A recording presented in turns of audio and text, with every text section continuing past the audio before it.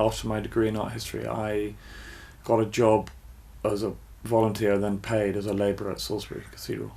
And then I went to work for this company called St Blaise for 2 years, where we often lived in the buildings like Jude the Obscure that we were doing up. And all the time I was being a very ineffectual stonemason and slaking lime and ruining my hands with slaked lime. And for Corfe Castle, we had to mix blood in the mortar and hair and stuff. Completely revolting. I fell in love with the landscape around Bridport.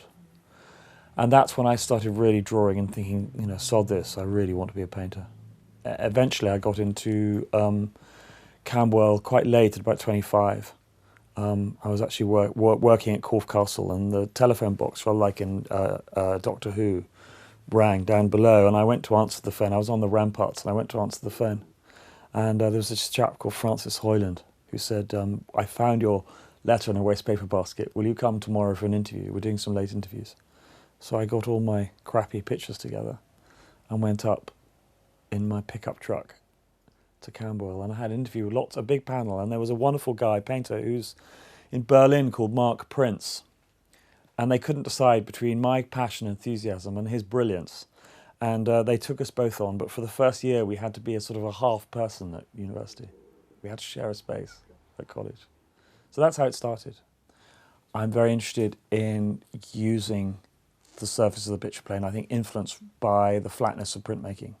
In etching, you get this extraordinary 3 dimensions in 2 dimensions, where through the pressure of the press, you get this kind of crushed space, which I love. And with the pigmentation, if you use good inks, and with woodcuts as well, you get this extraordinary, almost velvet-like colour.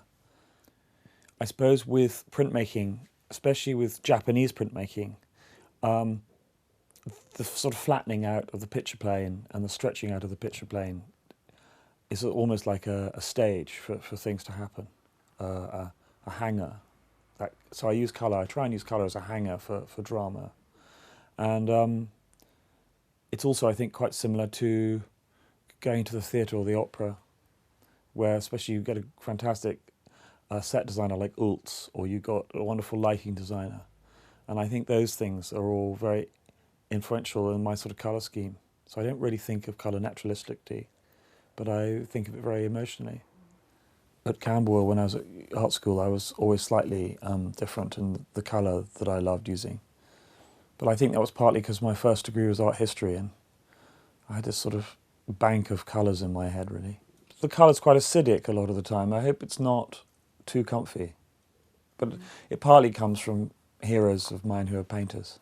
Matisse, especially in his early period, between 1911 up to about 1917, and then the later period, his lovely late period, before he died.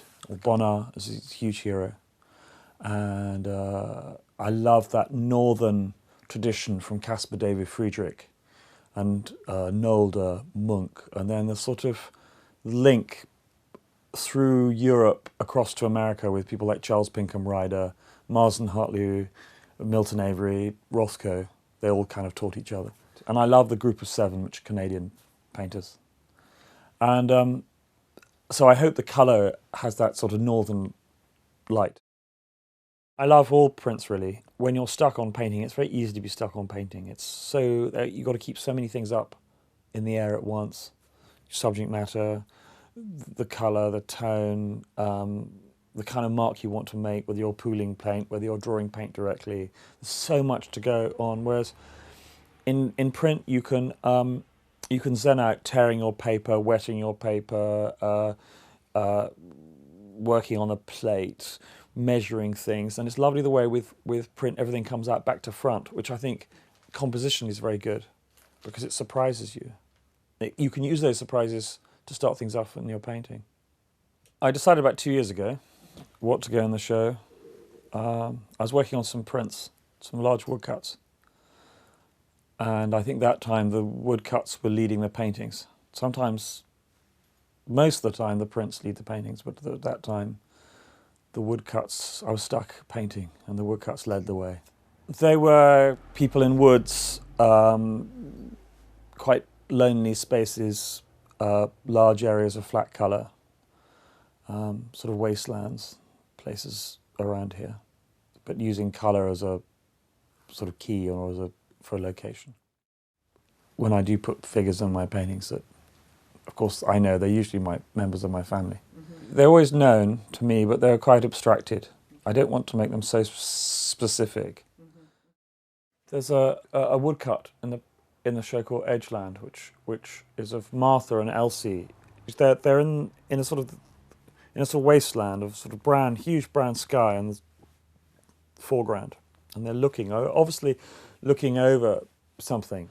And this picture was going to have trees in it, and I got to that stage where it was really exciting, I thought. So I split the addition. I do this a lot, and I just had an addition of 5 for that, addition variable of 5. And then I went on and I put the trees in with the moon in later on, and they're quite nice next door to each other. So that was purely, I wasn't anticipating the first picture, and it just happened. And that's another thing about printmaking that's quite exciting. On the journey to an image that you got in your head, something else happens. I use photographs a lot, and I draw all the time, but I think if you're painting now, you have to look at film and photography all the time, because I think as a breed, as a painter, we're getting fewer and fewer of us. But the wonderful thing with painting is you can distill time, you can do things with time in other ways that you perhaps can't do so much with photography, unless you're being quite a surrealist photographer, or even someone who's really manipulating their images like Jeff Wall or Gursky. But it's very exciting being a painter now, I think, but you have to use all sorts of stuff, you know. I take photographs from the telly a lot while I'm watching telly, photographs from the car, preferably with someone else driving, and then, you know, lots of drawings. I mean, drawings are very important because they kind of capture time, they brand time on your memory. So I'll look at a drawing, even if it's 10, 20 years later, and I'll remember what it smelt like, the heat, the breeze, conversations, noise. And I think with a painting, you try and find some sort of painterly equivalent to that. It's very difficult to edit from a photograph. There's this process that goes on inside me anyway. I see a photograph with all the stuff going on in it, and it's difficult. You know, you think that everything's kind of right in the photograph. How do I cut? Where it's much easier, your eye and mind are naturally cutting out extraneous material in a drawing. So if you've got a drawing and a photograph next door to each other, that really helps you with the building blocks of a picture. Poetry is the thing for me, really, in the art. Poetry and music are the things that give me the tingle factor most. A lot of my favourite poets visually are so exciting, and they get something across in poetry that,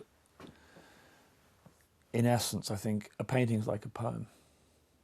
And a lot of my favourite poets want to be painters. So there's this sort of link, symbiosis, really.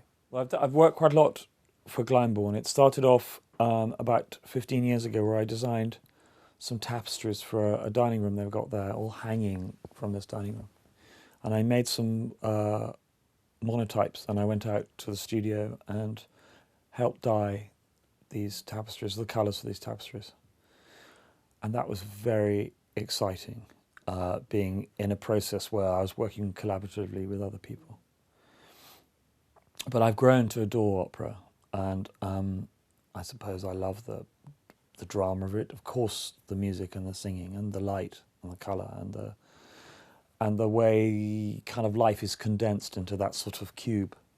And you've got all sorts of things going on, so it's incredibly exciting, where you have a backdrop with a mountain range or a sky, or you know, it's very exciting as a sort of shorthand for painting, I think.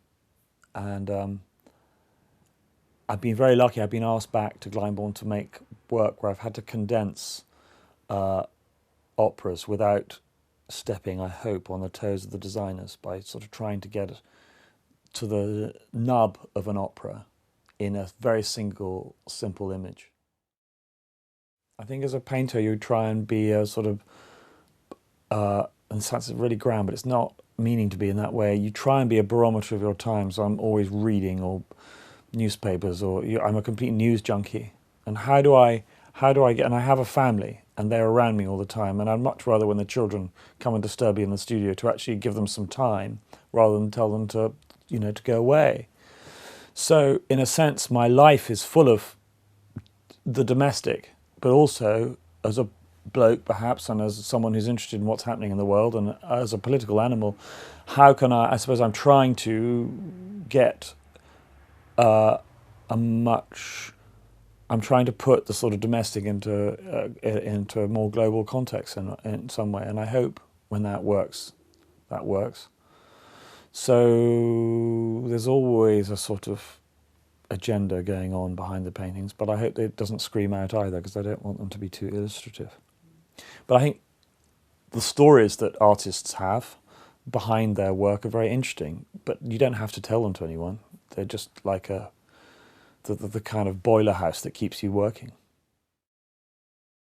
This started off with a friend's house in Pett Level on stilts.